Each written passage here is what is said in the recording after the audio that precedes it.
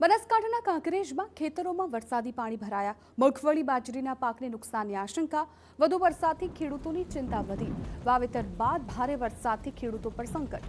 ખેતરો પાણીમાં ગરકાવ થતા પાકને નુકસાનની ભીતિ। ભારે વરસાદથી કૃષિ વિસ્તારોમાં મુશ્કેલી વધી। વરસાદથી કાંકરેજના અનેક ખેતરો જળબંબાકારની સ્થિતિમાં આવ્યા।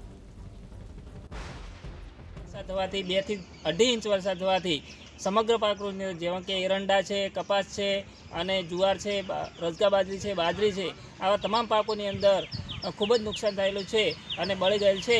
તો સરકાર દ્વારા આની માગણી આનું સર્વે કરવામાં આવે અને સર્વે કરી અને આની જે પાક નિષ્ફળ છે એનું પાક નિષ્ફળનું જે છે એ આપવામાં આવે એવી અમારી માગણી છે। તાલુકામાં ખેડૂતોને વરસાદના કારણે જુવાર, બાજરી, એરંડા અને કપાસ જેવા પાકોમાં ઘણું બધું નુકસાન છે।